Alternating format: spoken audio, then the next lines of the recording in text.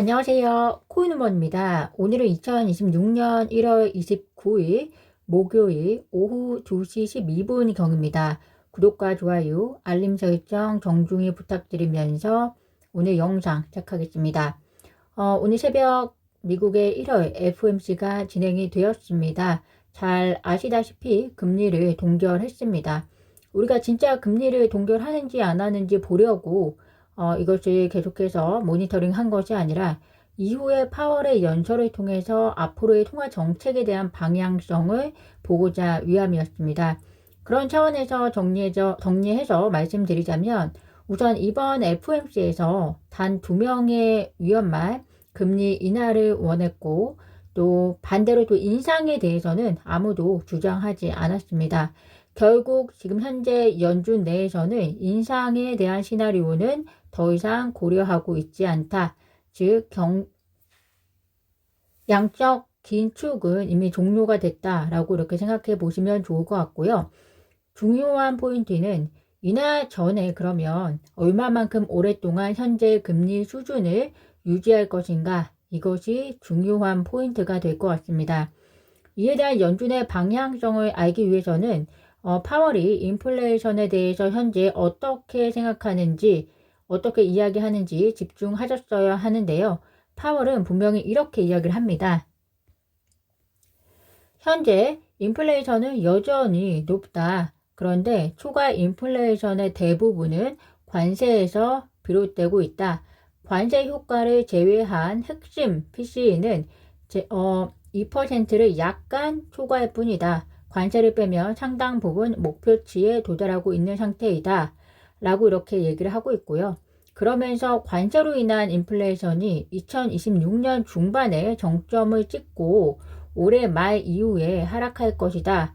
라고 말한 점, 이 부분이 굉장히 중요한 포인트가 될 것 같습니다. 파월은 2026년 중반에는 인플레이션이 정점을 찍고 내려올 것이다. 라고 이야기를 하고 있는데 CME 그룹에서 예측하고 있는 시점 보실까요? 이게 보시면 어제보다 한 달 정도 앞당겨진 6월을 2026년 첫 금리 인하 시점으로 보고 있는 점 참고하시면 될 것 같습니다. 즉 연준이나 그리고 CME 그룹이나 상반기는 지나야 이 인플레이션이 좀 더 완화가 될 것이다. 관세 역량이 이제 최소화될 것이다. 이렇게 보고 있다라는 점, 전체적인 타임라인에 대해서 기억하시면 될 것 같고요. 그러나 이러한 기대감을 앞당길 수 있는 것이 바로 새로운 연준 의장의 지명이지요. 스콧 베센트 미국 재무부 장관이 야후와의 인터뷰에서 트럼프 대통령이 빠르면 1, 2주 안에 차기 연방준비제도 의장 후보를 지명할 수 있다라고 밝혔는데 과거에 트럼프 대통령이 언급했던 1월 안 타임라인에서 조금 딜레이가 된 것으로 보입니다. 이란과 베네수엘라 등의 이슈 등으로 바빴기 때문에 우선순위에서 떨어졌을 수 있을 것 같고요. 그러나 그래봐야 그렇게 시간이 많이 남아있지 않은 점과 현재 보시면 륵 리더와 그리고 케빈 워시의 가능성이 다시 좁혀지고 있다는 점은 흥미롭게 보시면 좋을 것 같습니다. 제가 이렇게 여러 가지 이벤트들에 대해서 말씀을 계속해서 드리는 이유는 오늘 FOMC 이후로 다시 비트코인이 87,000달러 선까지 떨어졌었는데요.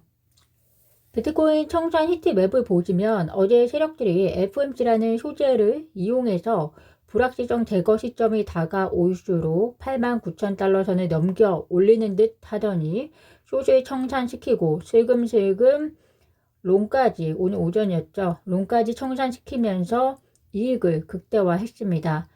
다양한 이벤트들과 그리고 그 타임라인을 아시는 것이 투자하시는 분들이라면 기본적으로 중요하게 생각하셔야 할 대목인데요.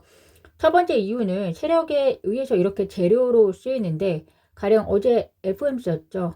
그런데 이벤트들이 무엇이 있고 그 타임라인이 언제인지 그 이벤트가 어떤 의미를 가지고 있는지 전반적으로 이해하고 계셔야 세력들의 흐름에 피해를 안 보시고 신념을 지켜나갈 수 있습니다. 안 그러면 급락했을 때는 패닉셀에 동참하거나 과열이 되었을 때는 올라타시면서 손실을 보실 수 있다는 점, 어제 케이스를 통해서도 충분히 이해하실 수 있었을 것 같고요.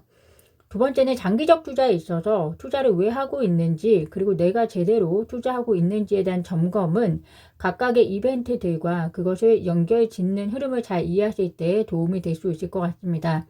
가령 이것은 예인데요. 파월이 5월 중반 이후로는 관세 역량이 인플레이션의 축소가 될 것 같다라고 이야기를 했습니다. 그러면 투자자라면 그러면 하반기 그리고 중간선거 몇 달 전에 유동성이 좀 더 확대될 수 있겠구나, 이런 생각을 해볼 수 있다는 것이죠. 이 흐름을 이해하시는 것이 투자 차원에서는 중요하다는 말씀을 예를 통해서 말씀을 드렸고요. 트럼프 행정부가 암호화폐 시장 구조 법안을 다시 추진하기 위해서 암호화폐와 그리고 은행 업계 관계자들과 회동을 가질 예정이다 라고 보도가 되었습니다. 스테이블코인 보상안 등과 관련해서 지금 이 법안이 잠시 중단이 되었는데요. 만약에 이렇게 트럼프 행정부가 재추진하기 위해서 노력한다면 이 법안이 얼마만큼 급물살을 다시 탈 수 있을지 지켜보시는 것이 좋을 것 같습니다. 중요한 것은 어쨌든 투자로서의 가치를 가지기 위해서는 규제 안에서 움직일 수 있는 환경이 만들어져야 한다는 점, 제도권 안에 들어가야 어쨌든 그 기관의 진입이라든지 자본이 대규모로 들어올 수 있다는 점에서 중요하다라고 말씀드릴 수 있겠고요. 미국 정부의 셧다운 가능성 한번 보실까요? 80% 정도였는데 이틀 만에 40%대로 큰 폭으로 떨어졌습니다. 현재 미국 민주당과 공화당의 협의가 공식적으로 어떻게 진행되고 있는지 이야기가 나오고 있지 않지만 뒤에서 진행이 되고 있다는 것을 우리가 추정해 볼 수 있는 것 같고요. 일단 셧다운이 재개가 안 된다면 일단 급한 불은 끄고 시작하는 것으로 생각해 보실 수 있을 것 같습니다. 리플이 XRP 커뮤니티 데이 2026을 개최한다라고 합니다. 2월 11일과 12일에 걸쳐서 진행을 하는데요. XRP를 보유한 사람들, 그리고 리더, 기관, 그리고 리플 리더들이 라이브 엑스스페이스를 통해서 XRP가 현재 어떻게 사용되고 있고 다음 단계로 어디로 향하고 있는지 등에 대해서 이야기를 나눌 계획이다라고 합니다. 그리고 리플 CEO 브래디 갈링하우스, 모니카 롱 사장 등 리플의 핵심 임원들이 참석하는 만큼 매우 의미 있는 시간이 될 것 같습니다. 관련해서는 코인우먼 채널을 통해서도 공유를 드릴 수 있도록 하겠습니다. 리플이 이러한 커뮤니티 데이를 개최하는 것을 통해서 저는 개인적으로 리플이 그들의 사업과 그리고 XRP에 대한 믿음을 계속해서 제공하고자 하고 있구나, 그 정도로 자신감이 있구나라는 점에서 매우 인상이 깊었고요. 리플이라는 회사가 소송 종료 이후부터는 매우 체계적으로 돌아가고 있다라고도 보여집니다.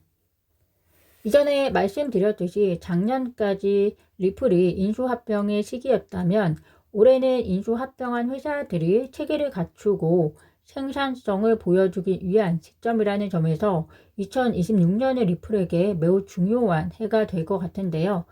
가격적으로 이야기하자면 글로벌 자산운용사 21세어스가 최근 공개한 전망 보고서에서 XRP가 2026년을 향해서 기관 투자 확대를 위한 기반을 이미 구축한 상태이기 때문에 기본 시나리오에서는 XRP 가격이 2.45달러까지 상승할 수 있다라고 전망했습니다. 현재 가격이 코인마켓캡 기준으로 1.87달러 정도 되니까 현재 대비 약 30% 상승을 의미하는데요. 그렇지만 이번 달 초에 이미 XRP가 2.4달러 근처까지 도달한 이력이 있기 때문에 21세어스가 베이스다라고 이야기한 이 시점이 이미 달성이 되었을 수도 있습니다. 따라서 말씀드리고 싶은 것은 이 가격 자체가 중요한 것은 아니다. 이 가격을 뛰어넘어서 우리가 예상하지 못한 가격에 달성할 수 있고 또 반대로 될 수 있습니다. 이 강세 시나리오에서는 목표 가격을 2.69달러로 제시했는데 이는 약 43% 성장한 가격이고 이 가격 도달을 위해서 실물자산 토큰화 확산과 함께 기관 수요가 본격적으로 확대되어야 한다라고 이야기를 하고 있습니다. 우리가 이 내용에서 집중해야 될 것은 얼마까지 도달할 것이다, 이런 가격적인 수치를 보실 게 아니라 높은 수치, 그러니까 강세 시나리오에 맞는 가격에 도달하기 위해서 리플이 무엇을 해야 되는지, 여기서는 실물자산 토큰화 확산 그리고 기관 수요 등을 중요하게 보고 있는데요. 이러한 포인트들이 실제로 커뮤니티 데이에서 리플의 입에서 나오는지 잘 지켜보시는 것이 그것이 중요한 포인트가 될 것 같습니다. 워낙 변동성이 많은 시장입니다. 그만큼 규제가 여전히 미흡하기 때문에 변동성이 많고 또 가격 예측이 사실상 맞기가 매우 힘든 시장입니다. 대장주 비트코인이 올라가면 더 올라갈 수 있는 것이고 만약 그렇지 않다면 더 내려갈 수도 있는 것이고 중요한 것은 투자 자산으로서 가치가 얼마나 있는가 그것에 대한 확신이 있다면 제도권 안에 들어왔을 때 가격은 자연스럽게 따라갈 것이다 라고 저는 생각을 하고요. 리플의 금융통합 솔루션을 위해서 다양한 회사를 작년까지 인수를 했었고 뭐 앞으로도 인수를 할 수 있습니다. 뭐 어쨌든 인수하는데 많은 저력을 보여주었고 또 그 움직임을 실제로 보이고 있기 때문에 XRP 데이에서 현재 리플이 가고 있는 여정을 또 한번 다시 투자자들에게 보여줄 수 있을 것이다 라고 기대를 해봅니다. 오늘 제가 준비한 소식은 여기까지고요. 오늘도 영상 시청 진심으로 감사드립니다. 구독과 좋아요, 알림 설정은 코인 우먼에게 큰 힘이 됩니다. 감사합니다.